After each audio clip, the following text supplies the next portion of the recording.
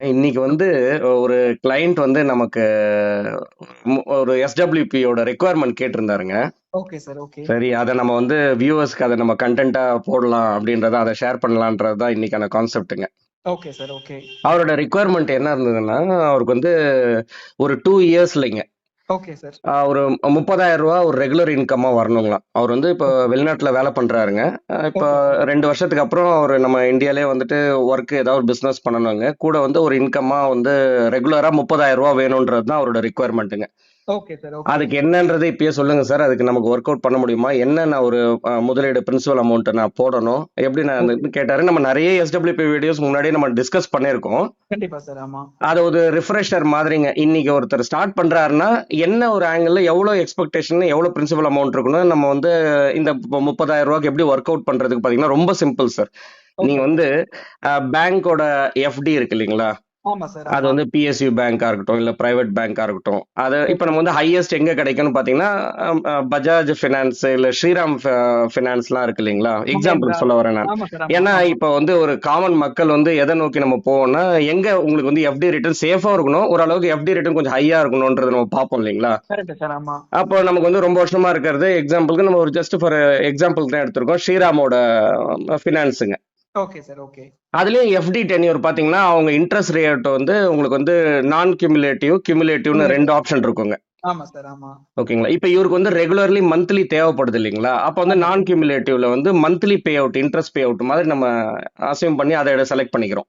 Okay sir. Okay. ஓகேங்களா? அது ரியாலிட்டியில வந்து நம்மளும் அந்த ப்ராடக்ட் பண்றோம். ஃபிக்ஸட் டெபாசிட்டும் நம்ம பண்றோம். ஸோ அதுல ஆமா இருந்தே நான் சார். அவருக்கு ஷேர் பண்ண எக்ஸாம்பிள் எடுத்தேன் நான். எவ்வளவு ஓகே. எக்ஸ்பெக்ட் பண்ணலாம்னும் போது, அப்போ அவரோட ரிக்குவயர்மெண்ட் வந்து 30,000 ரூபா தேவைப்படுது இல்லைங்களா? அப்போ ஆமா சார். ஹையஸ்ட் டென்யூர் நம்ம போக வேண்டியதா இருக்குங்க. அப்போ ஸ்ரீராம்லயே ஒரு 60 மாசம் லாக்இன் எஃப்டி போனோம்னா தான் வந்து ஒரு 30,000. 30,000 ரூபாய்க்கு வந்து அவர் 40 லட்சம் ரூபா இன்வெஸ்ட்மெண்ட் பண்ணணுங்க.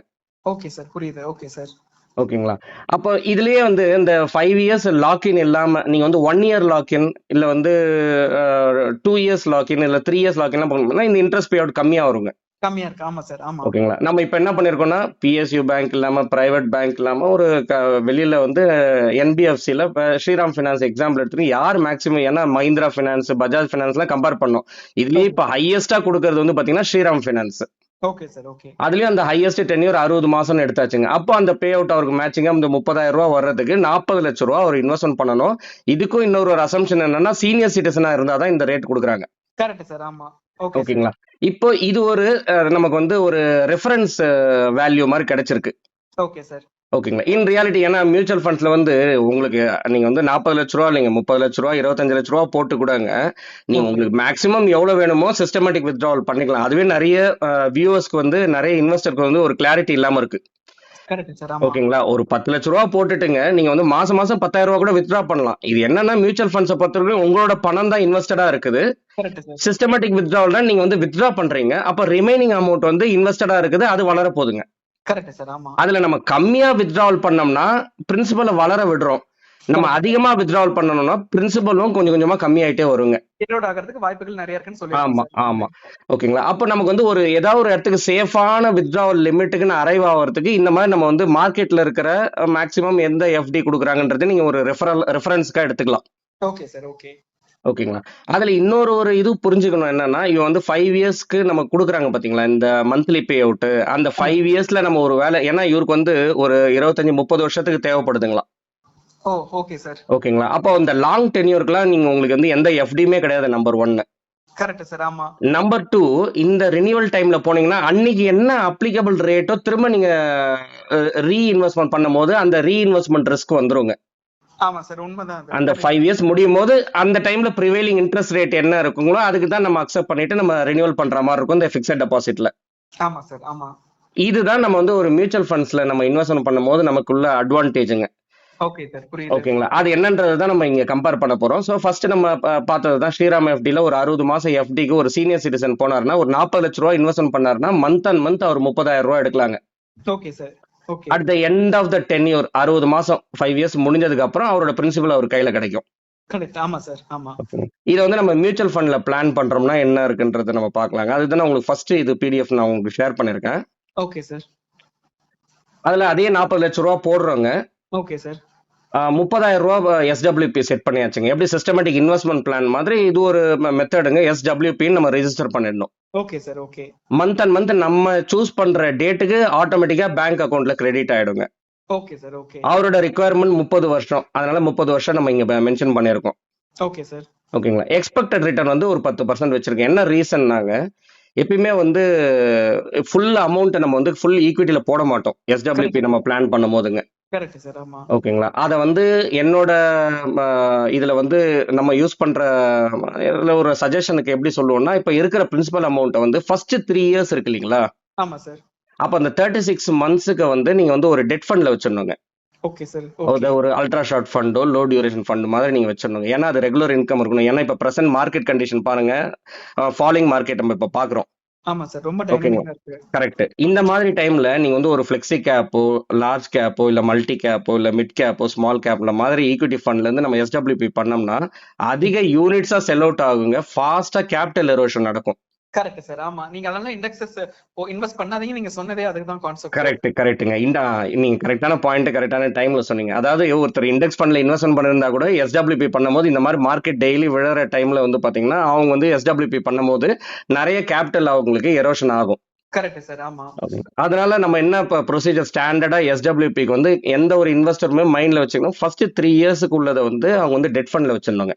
Okay sir. ஓகே. அப்போ ஒரு 30,000 வந்து இன்டூ 36 மந்த்ஸ் போட்டீங்கன்னா 10,80,000 வருங்க. Okay sir. ஓகே. ஓகேங்களா. அதுல வந்து ஒரு ரவுண்ட் ஃபிகர், நியரஸ்ட் ரவுண்ட் ஃபிகர்னா ஒரு 12 லட்சம் ரூபாய் நீங்க வந்து டெட் ஃபண்ட்ல வச்சுக்கலாங்க. Okay sir. ஓகே. ஓகேங்களா. இதுல வந்து எந்த ஒரு இதுவும் இல்லைங்க. 11 லேக்ஸும் வைக்கலாம், 12 லேக்ஸும் வைக்கலாம். அதுக்கப்புறம் நீங்க அதுக்கு மேல வைக்கிறது உங்களோட கன்சர்வேட்டிவ் தாங்க. ஓகேங்களா. ஆனா ஒரு இதுக்கு நமக்கு ஒரு அசம்ஷனுக்கு எடுக்கணும்னா ஒரு 12 லேக்ஸ் நீங்க எடுத்துங்க. அதுக்கு அடுத்த 12 லேக்ஸ் அடுத்த 3 இயர்ஸ் வந்து பாத்தீங்கன்னா ஒரு ஹைபிரிட் ஃபண்டுங்க. அது ஒரு அக்ரெசிவ் ஹைபிரிட் ஃபண்ட் மாதிரி நம்ம சூஸ் பண்ணிக்கலாம். Okay sir. ஓகேங்களா. அடுத்த 12 லேக்ஸ்ன்றது நமக்கு வந்து அக்ரெசிவ் ஹைபிரிட்ல வச்சாச்சுங்க. மீதி ரிமைனிங் இருக்கு இல்லீங்களா, அது ஒரு எவ்வளவுங்க சார் வரும்? 16ங்களா? 12 24 16 lakhs இருக்கு சார். 16 லேக்ஸ் இருக்கு இல்லீங்களா. அந்த 16 வந்து நீங்க வந்து ஃபுல் ஈக்விட்டி ஃபண்ட்ல நீங்க வச்சுக்கலாம். ஆனா இதுல ஒரே ஒரு காஷன் இன்வெஸ்டர் என்ன மைண்ட்ல வச்சுக்கணும்னாங்க, இத வந்து நம்ம வந்து ஒரு மிட் கேப் ஃபண்டோ இல்ல ஸ்மால் கேப் ஃபண்டோ லாங் டேர்ம் இருக்குன்னு சூஸ் பண்ணக்கூடாதுங்க. Correct sir. ஓகே. என்னன்னா நம்ம வந்து இங்க வெல்த் கிரியேஷன் நம்மளோட மோட்டிவ் கிடையாதுங்க. நம்மளோட இன்டென்ஷன். Correct sir. ஆமா. இங்க வந்து நம்மளோட இன்டென்ஷன் வந்து நம்மளோட ரிக்வயர்மெண்ட் பாத்தீங்கன்னா ரெகுலர் இன்கம். ஓகேங்களா. இதுல ரிட்டர்ன்ஸை விட கன்சிஸ்டன்சி தான் இம்பார்ட்டன்ட். Okay sir. புரியுது. ஓகேங்களா. அதனால இதுல வந்து நமக்கு அட்வைசபிள் என்னன்னா, நீங்க வந்து ஒரு ஃபிளெக்ஸி கேப் ஃபண்ட் போய்க்கலாம். ஃபண்ட் மேனேஜர் சாய்ஸ்ல அவருக்கு கொடுக்குற மாதிரி அந்த ரிமைனிங் இருக்கிற போர்ஷன் அமௌண்ட்டுக்கான 16 லேக்ஸ் இல்லைன்னா ஒரு லார்ஜ் கேப் ஃபண்ட் போய்க்கலாங்க. ஏன்னா லார்ஜ் கேப் ஃபண்ட்ல உங்களுக்கு லிக்விடிட்டி அதிகம். Okay sir. ஓகே. ஓகேங்களா. ஈக்விட்டிலயும் இன்வெஸ்ட்மெண்ட் இருக்கு, அதுல சேஃப்டி செக்யூரிட்டியும் இருக்குது. லார்ஜ் கேப் ஃபண்ட்ஸ்ல தான் இன்வெஸ்ட்மெண்ட் பண்றோம். நமக்கு வந்து தேவைன்றப்போ ரெகுலரா நம்ம வந்து இந்த உள்ளுக்குள்ளேயே நம்ம ஒரு ஹைபிரிட் ஃபண்ட்ல கூட நம்ம டாப் அப் பண்ணிக்கலாம். இல்ல வந்து டெட் ஃபண்ட்லயும் டாப் அப் பண்ணிக்கலாங்க. ஏன்னா இங்க வந்து நம்ம திரும்ப நம்ம ரிப்பீட் பண்ண வேண்டியது என்னன்னா, ரிட்டர்ன்ஸ் நமக்கு மெயின் இல்லைங்க. அதோட மெயின் வந்து consistency, safety, security, liquidity. Correct sir. ஓகேங்களா சார். ஆமாங்க. ஓகே. சோ இப்போ நம்ம வந்து ஒரு ஸ்ரீராம் ஃபைனான்ஸ் போனதுக்கும் இந்த மியூச்சுவல் ஃபண்ட்னால நமக்கு என்ன பெனிஃபிட்ன்றது தான் நீங்க அந்த ரிசல்ட்ல பார்க்கலாம். அதே 30,000 நம்ம எடுக்கிறோம். அவங்க ஸ்ரீராம் ஃபைனான்ஸ் அதுல இன்ட்ரெஸ்ட் கொடுக்குற மாதிரி தான் 30,000 இதுலயும் எடுக்கிறோம். எக்ஸ்பெக்டட் ரிட்டர்ன் 10% வைக்கிறோம். அதுல வித்ட்ராவல் ஒரு 30 வருஷம் முடிஞ்சதுக்கு அப்புறம் நீங்க டோட்டலா வித்ட்ரா பண்ணது மட்டுமே பாத்தீங்கன்னா ஆமா சார் 1,08,00,000 8 லட்சம் ரூபாய் வித்ட்ரா பண்ணிருப்போம். ஃபைனல் பேலன்ஸ் பாருங்க நியர்லி 80 லேக்ஸ்ங்க. 79 lakhs 12,000. அதாவது நம்ம வந்து நியர்லி டபுள் ஆயிருக்கு நம்ம பிரின்சிபலும். Correct sir. 40 வந்து 80 ஆயிருக்கு. ஆமா. இதே நம்ம ஸ்ரீராம் அந்த மாதிரி நம்ம தனியா எஃப்டில பண்ணிருந்தோம்னா உங்களுக்கு வந்து பிரின்சிபல் வளர்ந்துருக்காது. வளர்றதுக்கான சான்சஸும் கிடையாதுங்க. இதே எக்ஸ்பெக்டட் ரிட்டர்ன் இருக்கு இல்லைங்களா, இந்த 10%க்கு பதில் நீங்க கேட்கலாம் இது எப்படி சார் 10% நம்ம சூஸ் பண்ணோம், மார்க்கெட்டை பொறுத்து தானே ரிட்டர்ன்ஸ் அப்படின்னு கேட்டீங்கன்னா, இன்னும் கொஞ்சம் கம்மியானா கூட 9% இல்ல 8% கூட இந்த ஃபைனல் பேலன்ஸ் அமௌண்ட் வேணா கொஞ்சம் கம்மியாகுங்க. Okay sir. பட் எப்படி பாத்தீங்கன்னாலுமே உங்களுக்கு எஃப்டியோட கொஞ்சம் எக்ஸஸா தான் நம்ம கிட்ட பிரின்சிபல் இருக்குங்க. Okay sir. ஓகே. ஓகேங்களா சார். அதுக்கு அடுத்தது இப்போ இதுதான் அவரோட ரிக்குவயர்மெண்ட், அவருக்கான பிளான் நம்ம கொடுத்தாச்சுங்க. பட் ஸ்டில் என்னோட ரெக்கமெண்டேஷன் அவருக்கு என்னவா இருக்கும்னா, இப்போ வந்து ஃபர்ஸ்ட் நீங்க வந்து ஒரு சிஸ்டமேட்டிக் ஏதோ ஒரு அமௌண்ட் நீங்க வந்து எக்ஸ்பெக்ட் பண்றீங்க இல்லைங்களா, அது வந்து ஒரு 2-3 வருஷத்துக்கு ஓகேங்க. ஒரு 4-5 வருஷத்துக்கு அப்புறம் பாத்தீங்கன்னா இன்ஃபிளேஷன்ன்றது நமக்கு வந்து இன்ஃபிளேஷன் அட்ஜஸ்ட் ஒரு இன்கிரிமெண்டல் SWP ஆல்வேஸ் நம்ம வந்து ப்ரிஃபர் பண்ணுவோம். கண்டிப்பா சார். அதுக்கு தான் அவருக்கு ரெண்டாவதுக்கு வந்து இதே அமௌண்ட் 30,000 அவருக்கு கொடுக்குறோம். ஆனா வந்து இன்ஃபிளேஷன் வந்து ஒரு 5% மாதிரி அவரோட வருஷம் இன்கிரிமெண்டலா இருக்கணும்னா ஓகே எந்த சார். அமௌண்ட் தேவைப்படும்ன்றதும் ஒரு ரெக்கமெண்டேஷன் சஜஷன் மாதிரி அடுத்தது மென்ஷன் பண்ணிருக்கோம். அதுக்கு வந்து பாத்தீங்கன்னா இந்த 40 லட்சம் ரூபா பத்தாதுங்க, ஓகே சார். ஓகே, ஒரு 60 லட்சம் ரூபா இருக்கணுங்க. புரியுது சார். ஓகே, ஓகேங்களா? அப்ப 60 லட்சம் ரூபாய்க்கு அவர் பிளான் பண்ணி அவர் இன்வெஸ்ட்மெண்ட் பண்ணாருன்னா மாசம் மாசம் 30,000 ரூபாய் வித்ட்ரா பண்ணலாம். வருஷம் 5% இன்கிரிமெண்டலா போகலாங்க. Okay sir. ஓகே, புரியுது சார். ஓகேங்களா? அதுதான் நம்ம வந்து கீழே அந்த கேஷ் ஃப்ளோலயே நம்ம போட்டிருப்போம். அது நீங்க பாத்தீங்கன்னா ஃபர்ஸ்ட் இயர் பாருங்க 30,000 ரூபாய், அதுக்கு அடுத்த வருஷம் ஸ்டார்டிங்லயே பாருங்க 31,500 ரூபாய் இருக்குங்க. ஆமா சார். ஓகேங்களா? அதுக்கப்புறம் 2வது வருஷம் முடிஞ்சு 3வது வருஷம் ஸ்டார்டிங்ல பாருங்க 33,000 ரூபாய் ஒரு வித்ட்ரா பண்ணுவாரு. 30 ஆமா சார். 33 ஆமா சார். ஓகேங்களா? சோ இந்த மாதிரி இன்கிரிமெண்டலா இந்த மாதிரி பிளான் பண்றது பெட்டருங்க. அப்ப அவர் வந்து சொல்றாரு, சப்போஸ் என்கிட்ட இல்லைங்க 2 இயர்ஸ் அவரோட ரெக்குவயர்மெண்ட் பாத்தீங்கன்னா 2 இயர்ஸ்க்கு அப்புறம் தான் அவருக்கு தேவை இல்லைங்களா? அப்ப 2 இயர்ஸ்க்கு அப்புறம் இந்த ஒரு 60 லட்சம் ரூபாய் வேணும்னா இன்னைக்கு அட்லீஸ்ட் ஒரு லம்சம் இல்ல வெயிட் பண்றது, ஏன்னா இமீடியட்டா அவருக்கு தேவையில்லை. 2 இயர்ஸ்க்கு அப்புறம் இந்த இன்கிரிமெண்டலா இந்த 30,000 ரூபாய் வேணும்னா அதுக்கு அடுத்த பிடிஎஃப் உங்களுக்கு ஷேர் பண்ணிருப்போம் பாருங்க. இன்னைக்கு ஒரு 50 லட்சம் ரூபாவது இன்வெஸ்ட்மெண்ட் பண்ணிருக்கணுங்க. ஓகே, இன்னைக்கு ஒரு 50 லட்சம் ரூபாய் இன்வெஸ்ட்மெண்ட் பண்ணிட்டு 2 வருஷம் அவர் வந்து வெயிட் பண்ணாருன்னா இந்த 50 லட்சம் ரூபாய் வந்து 60 லட்சம் ரூபாவா வளர்ந்துருக்கோங்க. 60,50,000 ரூபாய் வளர்ந்துருக்கோங்க. அதுக்கப்புறம் அவரோட எஸ்டபிள்யூபி ஆமா என்னைக்கு அந்த 60 லட்சம் ரூபாய் தொடுதோ அன்னில இருந்து அவர் எஸ்டபிள்யூபி ஸ்டார்ட் பண்ணிக்கலாம். Okay sir. ஓகே, ஓகேங்க. இந்த மாதிரி ஒரு மல்டிபிள் சார்ஜ், அதாவது ஒரு இன்வெஸ்டர் வந்து இது ஃபர்ஸ்ட் நம்ம அவங்களோட எக்ஸ்பெக்டேஷன் மார்க்கெட்டோட என்ன நிலவரம் நமக்கு தெரிஞ்சுட்டுங்க அதுக்கான எஸ்டபிள்யூபி பிளான் பண்றாங்கன்னு வச்சுங்களேன், அவங்களுக்கு வந்து பிரின்சிபலும் வளர்ற மாதிரி நம்ம எஸ்டபிள்யூபி ரெகுலரா நம்மளால எடுக்க முடியும் சார். கரெக்ட் சார், உண்மைதான். இது as usual நீங்க நம்மளோட ஸ்ட்ராட்டஜி பாத்தீங்கன்னா 3 பக்கெட் ஸ்ட்ராட்டஜி மாதிரி எக்ஸ்பிளைன் பண்ணிருக்கீங்க. கரெக்ட்டுங்க sir. Okay sir. Okay, okay sir. இதோட நம்ம இந்த வீடியோட எண்டுக்கு வந்தாச்சுங்க.